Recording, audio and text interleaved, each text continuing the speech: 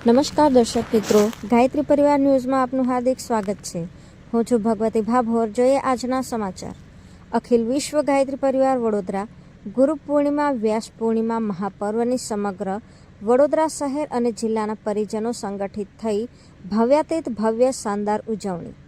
આદરણીય શ્રદ્ધેય દીદીના દિવ્ય આશીર્વાદ પત્ર અને આદરણીય શ્રદ્ધેય ચિન્મય ભૈયાના માર્ગદર્શનમાં ગુરુ પૂર્ણિમા પર્વે સમગ્ર વડોદરા શહેર સમગ્ર તાલુકાઓમાં ગુરુ ગીતા પાઠ જે શ્રદ્ધેય ડૉક્ટર સાહેબ દ્વારા રચિત 182 શ્લોક ગુરુ ગીતાના 11,007 પાઠનું અનુષ્ઠાન સંપન્ન થયેલ.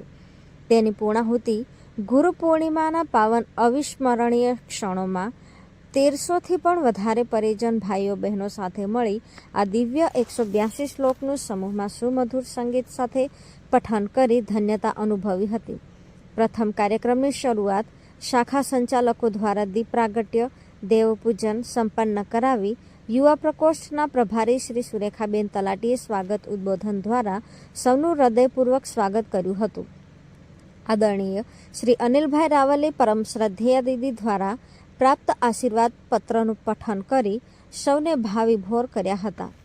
પરમ આદરણીય પ્રજ્ઞાપુત્રી મીનાક્ષીબેન કાબરિયાએ ગુરુ ગીતાની રચના કેવી રીતે થઈ તેનું મહત્વ અને 182 શ્લોકનું ગૂઢ રહસ્ય ભાવાર્થ સાથે સમજાવવાનો ખૂબ સુંદર પ્રયાસ કર્યો હતો.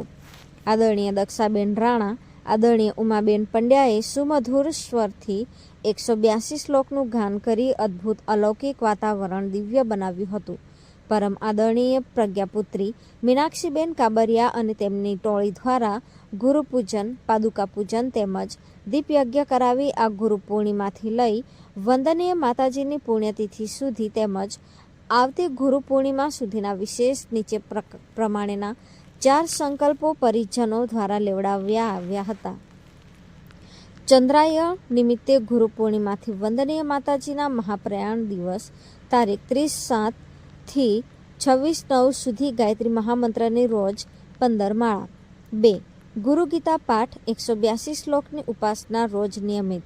3. માતાજીની જન્મ જયંતિ તારીખ 20/9/2026 સુધી પ્રત્યેક ગુરુવારે બપોરે 3થી 6 વડોદરા પ્રત્યેક શાખાઓમાં મંત્રજપનું આયોજન કરવું. 4.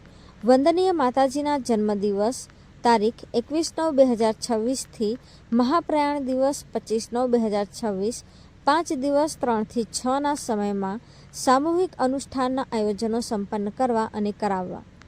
આ સમગ્ર કાર્યક્રમ દરમિયાન સૌ વડીલ આદરણીય શ્રી હસુબેન પાઠક, શ્રી અનિલભાઈ રાવલ, આદરણીય શ્રી રંજન કાકા તેમજ પ્રજ્ઞાપુત્રી આદરણીય મીનાક્ષીબેન કાબરિયાનું વિશેષ માર્ગદર્શન તેમજ સહયોગ પ્રાપ્ત થયો હતો.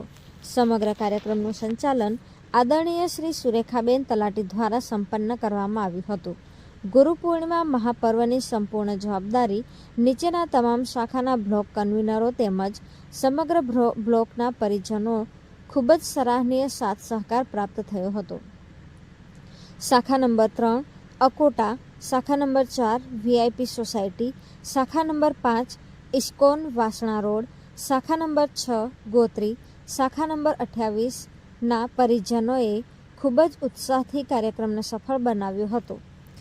રિપોર્ટર નીતિન ભાભોર, મહીસાગર. સંકલ્પ લીધા પછી પાદુકા પૂજન ચાલુ થઈ જશે. એટલે હવે સંકલ્પ સૂત્ર ધારણ આવ્યું. આપણે બધાએ આજે સંકલ્પ સૂત્ર બાંધ્યું હશે. બાંધ્યું ને? હા કે નથી? સંકલ્પ લીધા